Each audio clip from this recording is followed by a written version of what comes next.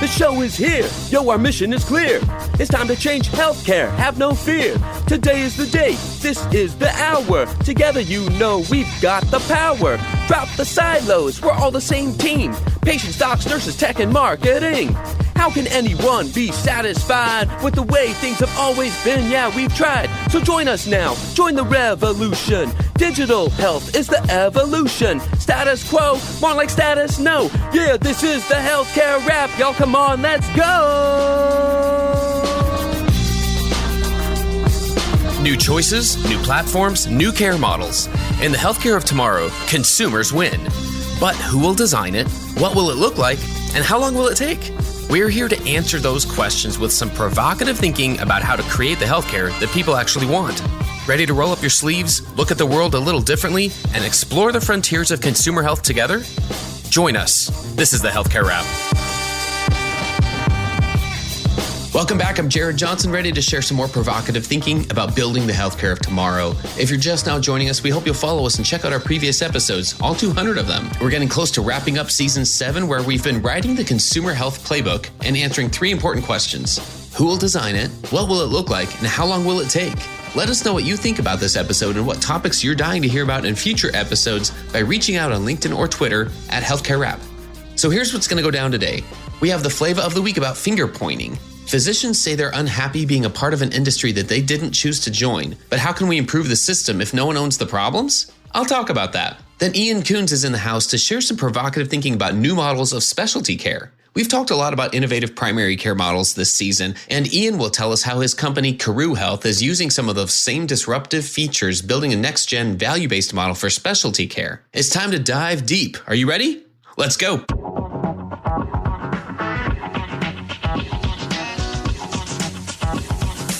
Flava of the week.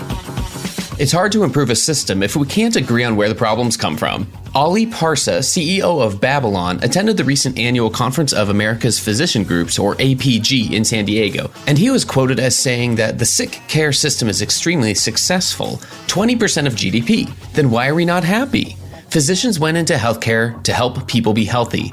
We are unhappy because we're part of an industry we did not choose to join. Now, it should be noted that Parsa is a PhD, not an MD, so I assume that he was speaking for the physician team members at Babylon. But either way, his words undoubtedly reveal the collective ethos of a growing number of clinicians. I, for one, see more physicians saying, "Don't blame us for the system, we just work here." But it also begs the question, if the industry has become so unrecognizable to clinicians, when and how did it change? Sometimes it feels like the blame carousel never stops spinning in healthcare, with clinicians pointing the finger at big pharma and device manufacturers, health systems staring down payers, and patients throwing up their hands in resignation, all but giving up on pursuing care. Providers say, "We just want to practice medicine and help patients." Pharma and device manufacturers say, "Big life-saving technologies cost big money to develop." Payers say, "You think it's bad now? Imagine life without us." And consumers say, "For the love, why is this so hard and expensive?" In a recent video episode of Hello Healthcare produced by Actium Health, Paul Keckley said, "We complain about complexity, but we don't make it any less complex." Now, I'm not entirely sure which we he's referring to, so what's the answer to that? If no one takes ownership and everyone says they're in an industry that they didn't choose, where do we go from here? What will incentivize the architects of all the underlying business systems to start talking and developing some shared goals for the good of consumers if we can't even agree on what value-based means? I applaud the APG for holding an annual conference and advocating for value-based care. Every corner of the industry seems to have an advocacy group, which is great as long as it doesn't devolve into echo chambers and tribalism. I haven't sensed any of that from the APG, thankfully. Back to Hello Healthcare, Keckley also said that the post-pandemic system in the US will be reconstructed over the next 3 to 5 years in a way that's significantly more changed than we've seen in the past 20 years. Well, I'm ready. How about you? I want consumers to win. I want to have better choices. I want to trust those choices and the systems that make those choices possible. And that's going to require everyone taking ownership for the parts of the system that they can improve. Let's spend less time pointing fingers and more time working towards a shared goal of making healthcare easier and less expensive. That's another way that we'll build the healthcare of tomorrow. And that's the Flava of the week.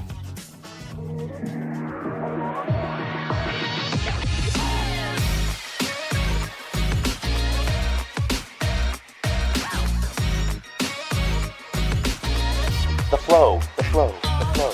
All right, let's get into the flow, everybody. Give it up for Ian Koons. Ian's co-founder and CEO at Karoo Health. Welcome, Ian, to the Healthcare Wrap. Thanks, Jared. Thanks, Zane.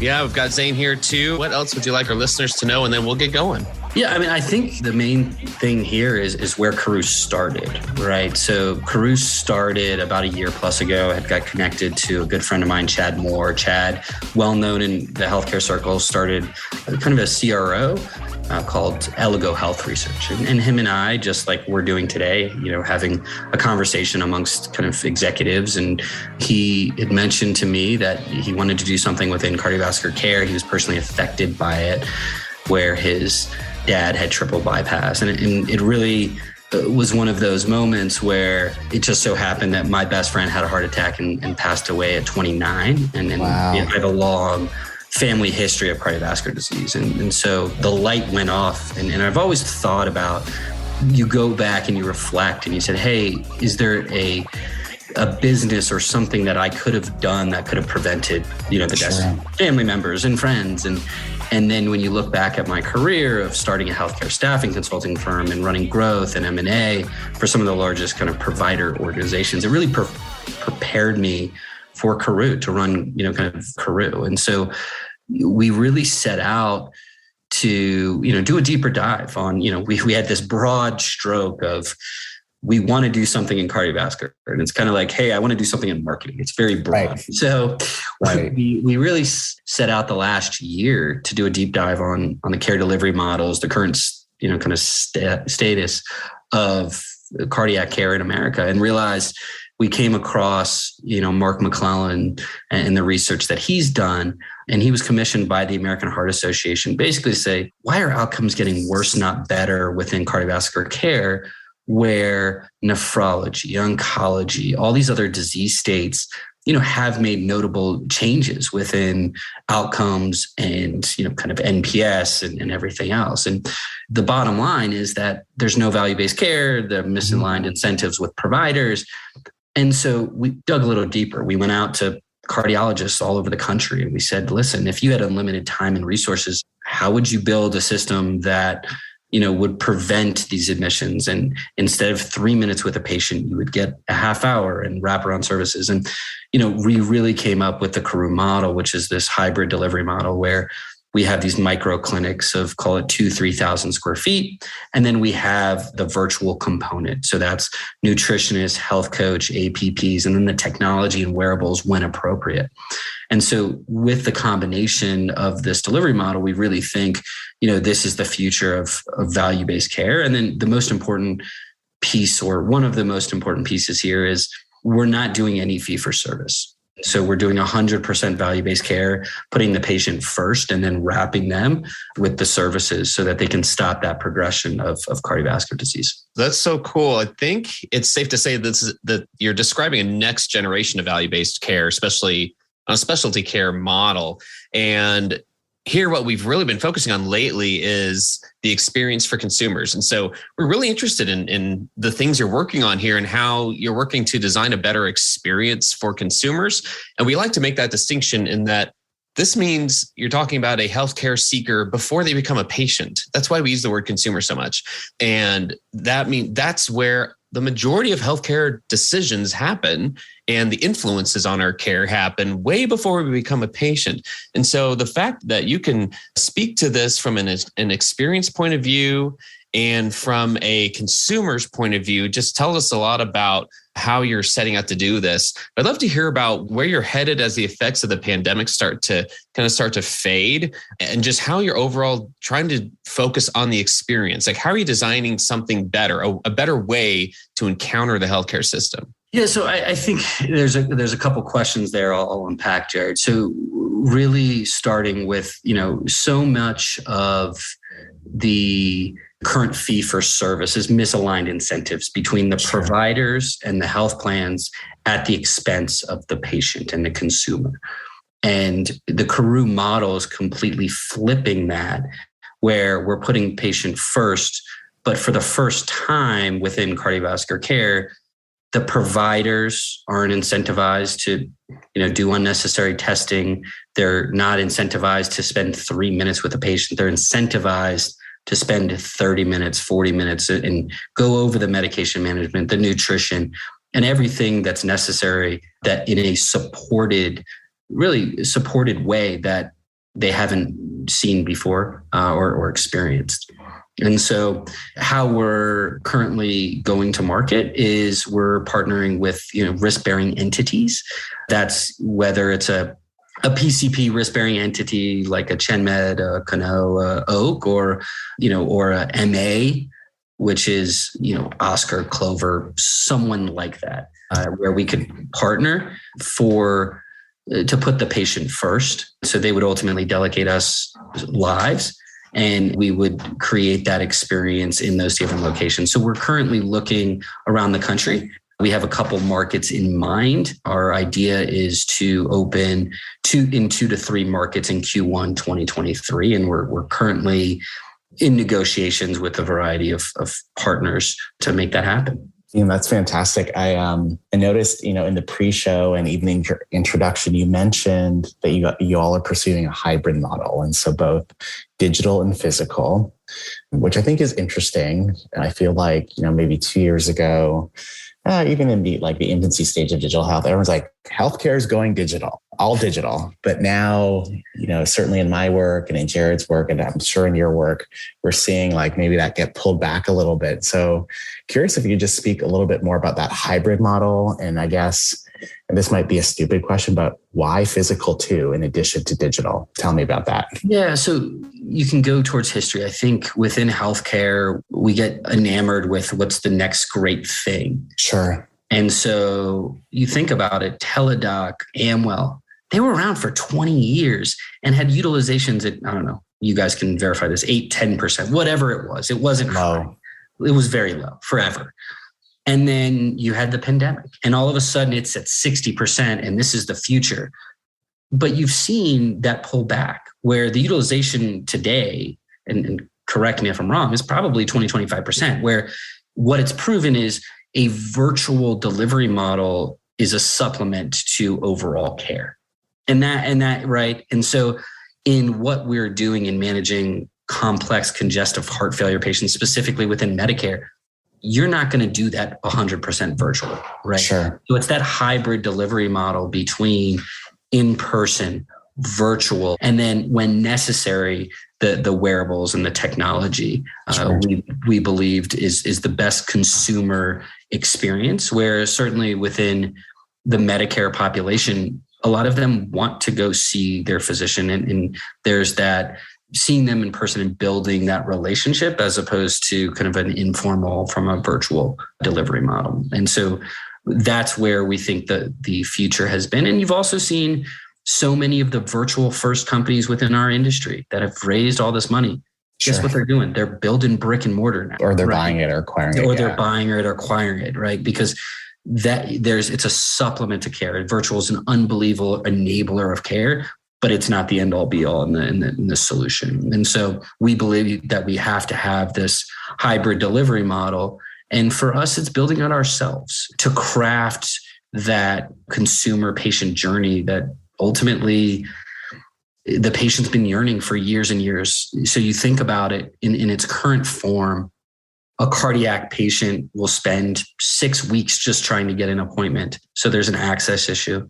Then they come in, they have probably 3 to 5 minutes with that cardiologist.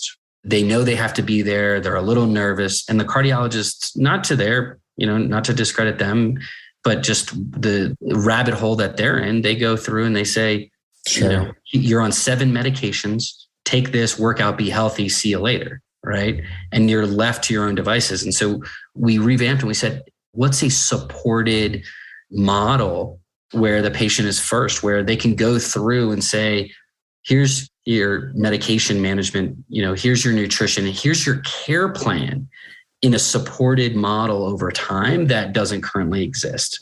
And that when you walk out this door, you're still going to be part of, the Karoo model and the Karoo team, not, you're left to your own to do this alone. Because right now, so much of the cardiovascular patients are going at this alone and they don't need to be, right? Sure.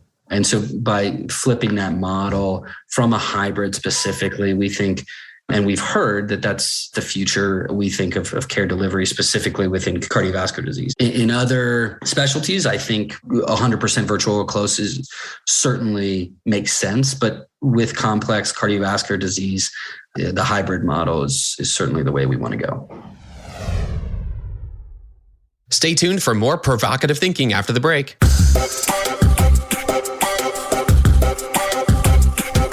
Hey, listen up, y'all. Did you know that nearly 60% of people wish their healthcare provider sent them more relevant health information?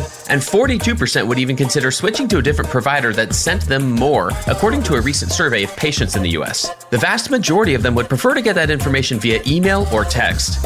Persado is a natural language AI company that provides healthcare organizations with pre-developed, pre-optimized messaging journeys proven to build digital relationships, improve health goals, and increase patient retention. Deliver better health outcomes and revenue growth with Persado's data-driven content that inspires action. Visit Persado.com to learn more.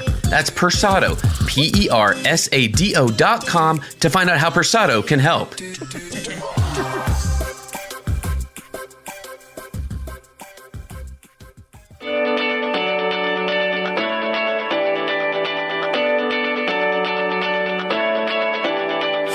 Justin Knott here with the Patient Convert podcast, your weekly dose of healthcare marketing growth strategies, co-hosted by Justin and Kelly Knott. This is perfect for physicians, practice owners, healthcare entrepreneurs, and healthcare executives. We are breaking down what practices and healthcare organizations should be doing to grow, reach, and retain patients. There's so much confusion and so many options out there around what you should be focusing on to grow your practice, and we're breaking down each week what really works. We're bringing real-world application, case studies, and interviews from leading growth-minded physicians and healthcare executives. So catch us weekly on your favorite listening platforms: Apple, Spotify, Stitcher, and Google.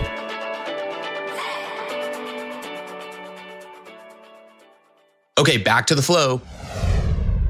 It's a lot of sense. And I love that you're speaking to the consumer experience, also call it the provider experience. And so I'm curious, especially with your recruiting background, what has been the reaction from, call it specialists, so cardiologists and crew in this model, this Karoo Health model that you're proposing? Do they want to come work with you? Is it going to be an issue for you to recruit? Because technology and physical buildings aside, if you don't have the specialists, you got nothing to enable the care. And so talk to me about that. You think about it, the cardiologists, and through our deep dive, we spent the better part of the year talking to cardiologists all over. They don't like the current system. They don't want to work in the current system, but a lot of them have been working for so long, and there's a financial threshold in which they have to provide for their family, right? And they want to do something. And the burnout within cardiology is highest now than it ever has been. And so when you think about it, the average cardiologist, depending on where, they may spend 5 minutes with a patient, maybe.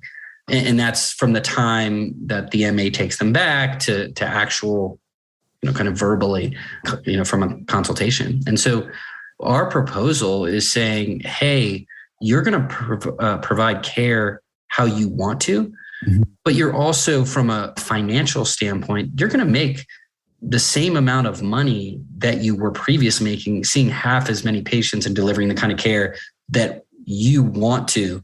So we've gotten overwhelmingly positive and cardiologists that want to come on board to join Karoo as we build this. That's really interesting. From time to time, we have kind of staffing and recruiting discussions here. We have a good friend, Kelly Gill, who recruits for a lot of health systems. And so I'm curious, and it's more of a joke, but I'm curious if Karoo Health is going to be yet another disruptor that's pulling from hospital systems and in particular, maybe poaching some very high-priced cardiologists who ultimately, make the money for these hospital systems. The cardiology, we all know, funds most of the loss leaders within a health system. We all know that, right? But I think we are at an inflection point where you're seeing across the country, and geographies I won't name, there is, 10, 20, 30 of these cardiologists that are leaving the health system. And that's only going to be expedited if those models don't change, because the current fee-for-service model, the patient outcomes hasn't gotten any better. And so there is that need. So, we'll ultimately, a lot of the doctors that want to work for Karoo are coming from health systems, both health systems and private practice, right? But we will be partnering with health systems in the sense that we're non-invasive cardiologists, right? Delivering the best care that we can. But ultimately, there is a subset of our population that they're going to need care and the right care. And so when that care is appropriate, we want to partner with the best, EPs and cardiac surgeons in our area. So there will be a partnerships with local health systems as well. As we've been monitoring, the increasing number now, it seems like, call it like specialty care disruptors are getting into the space. Jared and I have been wondering, like, Ben, what is the future of hospital systems? Like, obviously, I don't think at Karoo Health, y'all are doing heart transplants, but it's good to know that you still see that partnership for more invasive and higher acuity things to be sent to more incumbents in the market. Yeah, listen, great care is great care, right? Sure. You just have to, there's great surgeons everywhere, and we need to be mindful of that. And from a disruptor, I think it's, moving stuff out of the hospital or the unnecessary. I'll tell you a story. We have one of our chief medical advisors runs a 45 doc practice in New York. And maybe 6 months ago, he was on call for his group. And I asked him, how the weekend went, just in passing conversation. And he said, Ian, I had 55 admissions, cardiac admissions this weekend, 55. So just do the math, $5,000, $10,000, whatever it costs to go in. And I asked him, I said, of the 55, how much of these are avoidable? And he said 75%. So when you think about that, 75% of those 55 don't need to be there or shouldn't have if they had a model like Karoo, caring, but the 25 that it's appropriate, maybe not to the ER, but we would have caught it earlier where we would have referred them to best care. So that patient experience is streamlined from us to our partners within a narrower network. That makes a lot of sense. So Ian, where do you see yourself going in like the next maybe 2, 3, 4 years? Obviously, the cardiovascular space, there's massive issues in the United States, Mexico too, Canada. I think we all eat pretty terribly on this side of the ocean. And so, how big are you all trying to go? What's the vision? You all trying to change the world? Yeah, I think we have the opportunity, given you had pointed out saying cardiovascular disease is the number one killer. Latest spend I saw was impact to the system was $400 billion per year. That number is supposed to go to $1 trillion by 2035. If we don't do something like Karoo, right? If there's not, and not just we're the only solution, but similar models collectively as a specialty. And so, we believe that we will be one of the most important healthcare companies in the United States, caring for millions of people. But our goal is to open 2 to 3, markets starting, Q1. And then ultimately the longer vision to affect more patients and bring this model truly to the masses is a combination between Karoo-owned centers and then taking the data analytics, taking the contracting, taking the clinical workflows that are developed homegrown, and then powering and partnering with the enablement of cardiology practices across the country that they can convert to, value-based care, managing to great, right? Taking 1,000 cardiologists as part of a network and converting them to the value-based care model, the consumer-driven approach that Karoo has taken to make sure that people live their best lives. Love that. When we think about, Karoo and what you all are bringing to market, are there proprietary pieces to what you're bringing? So are you all going to be working on, to your point, like some, call it care algorithms or data analytics, or is it a telehealth tool that you're going to create? Or are you just bringing in stuff that can be acquired and packaging it in a way that no one's done before? Yeah, so it's the technology and it's the end-to-end solution, right? Okay. Where you have now is you have the niches, whether it's virtual cardiac rehab, you have preventative, let's call it Omada Health, which they've done an unbelievable job of tracking, or a Livongo. But the piecing together the end-to-end solution within the data analytics, within the clinical workflows, and more importantly, value-based care. It doesn't really exist within cardiovascular care, where it's been adopted. PCP specialists are years and years behind. And we'll really be the first to bring that to market, where we're not taking any fee for service from day one. So we're not incentivized in a fee for service model to do things that's not for the patient, because we're partnering with health plans as a provider, putting the patient first. That's pretty revolutionary. What is it like working with health plans directly? So a lot of folks that listen to this podcast are usually more on the health system side. I'll confess, some of us have less payer experience. And so it's got to be, a little bit intimidating talking to these folks and pitching your work and your credentials. What's that process been like? Yeah, it's been really well received. Mm-hmm. You think about it, where some of the biggest spend of health plans is cardiovascular spend, right? So in order for them to deliver to their members, they need solutions. But up until this point, up until Karoo really coming out, there's not the cardiovascular value-based solutions that have come to market. Ian, what are some other things as call it a digital enabled CEO that you're focusing on or keeping an eye to, when we think broadly in the market here? What keeps you up at night, or what's interesting to you? Yeah, outside of my kids keeping me up at night, I think it's really how, for me, a recruitment, how I can deliver the care that could have saved my best friend. Well, I think that's, what we're focused on, right? Is that consumer and patient experience. And then everything else from, outcomes that'll fall into place. And then from a recruitment, right? We're early, and part of our success is getting out there, but getting really talented, driven people to join Karoo early in our journey and get those believers. And we certainly have with our investors, right? Our mentors have all kind of taken the pill and said, hey, we're all in with you. And so we're fortunate and blessed, and we've done this to a certain degree before. So we've had some success, but it's a combination of that. And then just putting the noise, blocking the noise. I think there's a lot of noise within healthcare, specifically, in digital health. Every single day is something new and flashy and everything else. And I think we sometimes get enamored with whatever that solution of the day is. And I think taking a step back to kind of say, what's patient first, what's within the current system? Because quite frankly, I heard something, this must have been 20 years ago.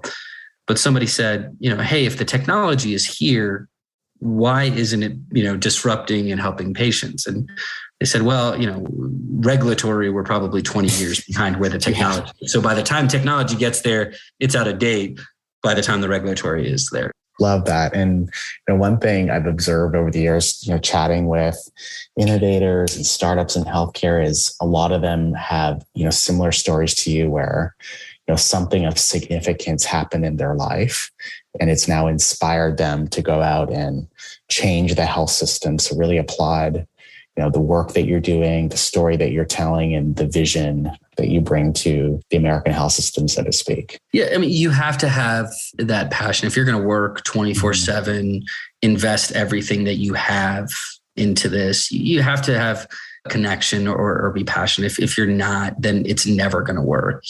I'll tell you an anecdotal kind of side story. Many years ago, we found a potential business in med spas, right? There was a technology, we were going to do it.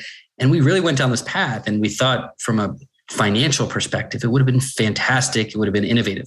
And then as we were about to launch and get more funding, or get funding to begin with, we looked at each other and we were like, none of us care about med spa industry at all. Like, we can't dedicate our lives to this. And so it goes to your point, where having a family history, having one of my best friends pass away, having co-founders that have been through it. And the fact of the matter is that 50% or close to 50% of Americans are affected by cardiovascular disease in one way or another, whether it's high blood pressure or congestive heart failure or something similar, right? And it's only going to progress if we don't change the delivery models, from a sick care system to ultimately a healthcare system. Absolutely. Love it. It's been so fun to hear that founder's energy, I think is how we think of it, that true problem solving focus and the mission-based side of it. You have to go so deep and understand the current business side of things to understand how to solve it. And I feel like you described both sides of that, where things are and where you'd like to see them. I think that dichotomy is something that I hear from a lot of founders, and I really appreciate that. We want to give you a chance before we wrap here to point us to anywhere where if listeners want to connect with you, what's the best place for them to do that? Yeah, best place is LinkedIn. They can connect with me personally and then follow Karoo Health, the Karoo Health page for updates and locations that will be opening here, hopefully in Q1 2023. Hey, thanks again for listening. We hope you found some value in this conversation. And if you did, do us a favor and follow us using your favorite podcast app, then tell your friends and colleagues about us. If you like what you heard, please spread the word. Healthcare App is a member of the Shift.Health Content Network. If you enjoyed this podcast, you're going to love the other shows in the Shift.Health Content Network. Go check out the latest show. In fact, it's called Hello Healthcare, hosted by Chris Hemphill. It's focused on people who are moving healthcare forward, how healthcare strategy relates to data and AI, and what you can do to create or demand a better future. Subscribe on your favorite podcasting platform or at Shift.Health, where all 35 podcasts and video series are free and available on demand. Until next time, keep marketing forward. Thanks, and that's a wrap.